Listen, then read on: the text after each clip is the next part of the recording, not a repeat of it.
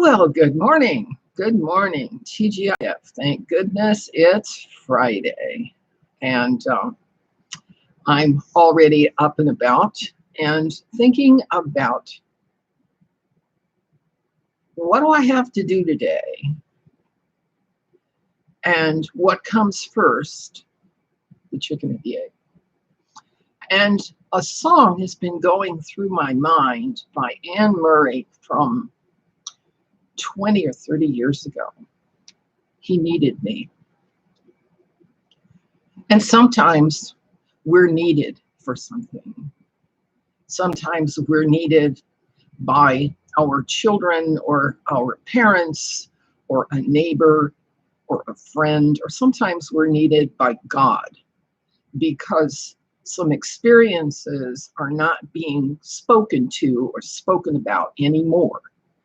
And one of the spiritual principles that simply is no longer, it doesn't even come up, it's not even discussed, is loyalty.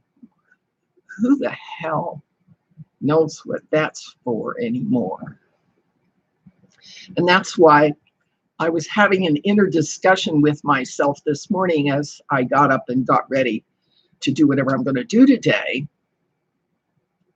And I found that I was questioning the order in which I perform my tasks. You know, you go into the bathroom and you do A, B, C, D. Now, do you clean up the bathroom before you move to the kitchen to put on your coffee, kind of stuff? And then the thought comes to me, okay, let's think about loyalty today and when and where is it appropriate? Of course, we are loyal to the members of our family unconditionally, usually, sometimes, okay. But we are called upon in the social environment to be loyal to our vows. Let your yes mean yes and your no mean no is a founding principle of Jesus Christ in the Sermon on the Mount in Christianity. Let your yes mean yes and your no mean no. Now, how that plays out in the business world is iffy, all right? Because as I portrayed a few days ago, my ISP at no level, neither at the marketing level, nor the customer service level, nor the tech level, nor the loyalty level, that's where the word came up, talks about the emerging danger of radioactivity coming off that router that I dealt with by canceling the Wi-Fi in the house because I have already the hard line connection. I don't need Wi-Fi in the house. And it was 1100 becquerels, for crying out loud. I'm being fried while I sit here working on my computer. I hope you will think about fixing that in your house too. Okay. So I'm loyal to my own health here. All right. And okay, so we're loyal to the vows that we make, that we take seriously.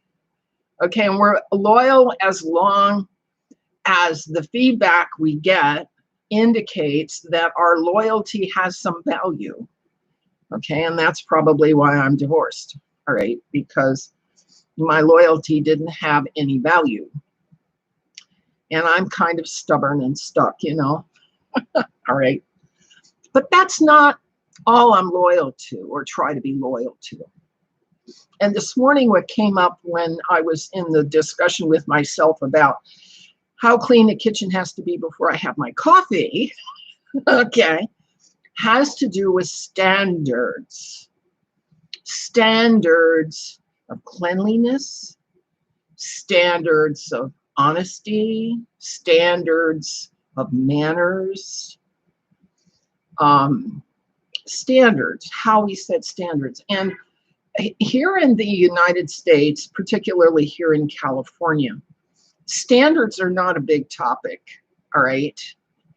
I went to California schools as a child, and you learn to read and write and so on, but the standard was you believed everything that was in the textbook, whether it was correct or not.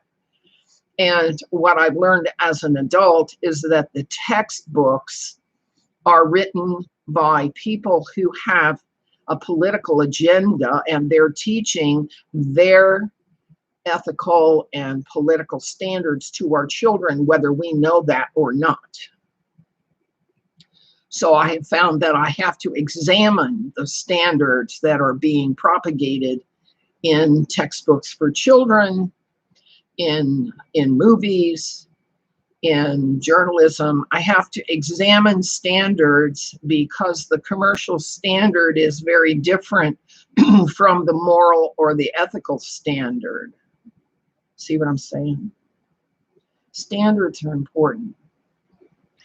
I also am called upon to be loyal to the idea space of the sect, denomination, religion, ideology that I ostensibly claim identifies who I am. Here's where we get into identity politics.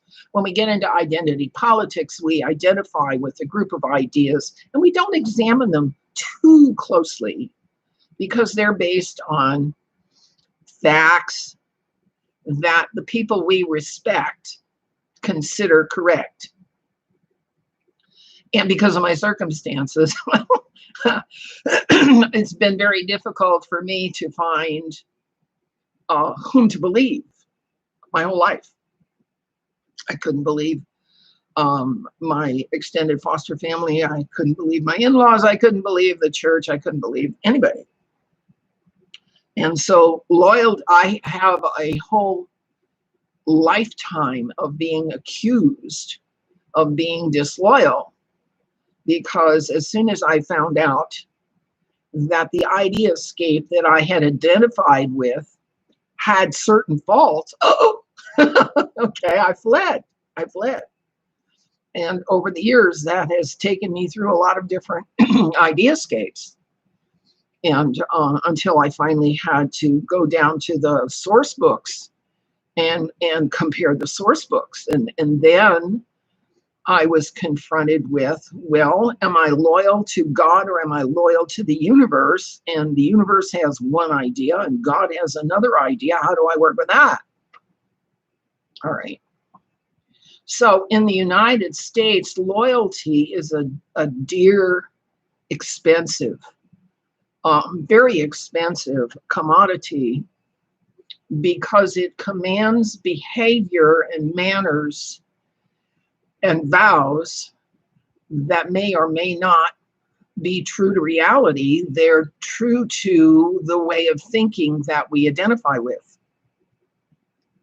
And right now, deceit and treachery and double dealing and protection rackets, namely slavery, usury, piracy. What's the other one? Slavery, usury, even bribery. Okay, those are the protection rackets that we see around us. And then the divide and conquer modality are tearing apart the standards for honesty and truth-telling and candor and good manners. See where this goes in a lot of different directions. Okay. And so to frame my own mindscape, I say, okay, my yes means yes and my no means no. A fact is true when it can be established by evidence, testimony, either testimony of two witnesses or physical evidence, including unretouched photography from several angles. Okay, that can verify and validate my loyalty to a fact. If it's in the book, is it a fact? Good question. I find in modern pedagogy that books are theories comparing theories, and that Mathematics does not establish anything in fact, only in theory. And so I need more evidence than that. And, you know, there's always so much more that we didn't know than there is that we knew we didn't know, or that we know we know. There's always 10 times or 100 times or 1,000 times more to know than we can begin to grasp. And so we have to keep an open mind, because everybody in the world knows something that we don't know. Everybody in the world has an experience or a witticism or wisdom or an inspiration that we haven't heard before. And that's why we need to listen to people. We have to be open to listen. I found one thing in my studies, that the word mercy does not mean handing out money. The mercy technically means the willingness to listen. Ooh, that's an expensive one, isn't it? You know, it's easy to hand out money, but to stand there and sacrifice your time to listen to somebody who's miserable, that is a real sacrifice. Okay, all right. So let's talk about standards of behavior compared to the ideology and the evidence in the ideology. Let's talk about the vows that we made that we couldn't take completely seriously because they fell through. Let's talk about principles, how things work in the subjective mindscape, so we can sort through the reasoning process versus the madness of identity politics. Identity politics is mad because it's angry, and its methods. The methods of identity politics, Marxism, the Frankfurt School, the Milner Kindergarten, the Fabians, Saul Alinsky, that's all purely destructive. The Bolsheviks were purely destructive, and today's left just wants to destroy. Well, what good is that? That's not a standard of behavior that makes sense to me. I don't know. Does it make sense to you? It's throwing the baby out with the bathwater.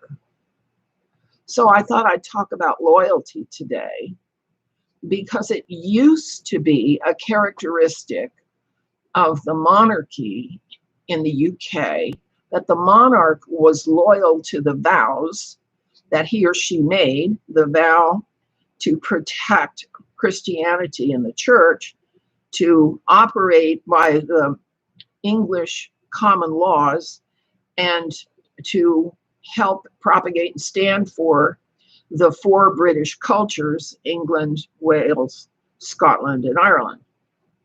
And it's become clear since the signing of the Lisbon treaties that the Windsor family has no intention to do any of that. So we have to take note that the royals are not holding up their loyalty to their vows, and those royals need to be replaced with bloodline members who are competent to follow through loyalty to vows, so that the loyalty of the people is deserved, so that the loyalty of the people is won. And that's the job that God has given me, because because of what happened to my father. Okay, and we won't go into that now. All right, so that's my screed on loyalty this morning. And I hope you find it useful in just your thought processes. And I hope you have a nice weekend. It's hotter than blazes here. And we'll see you. This is Emily Craig. And I stand for loyalty to certain standards. And I hope you do too. Bye-bye. There we go.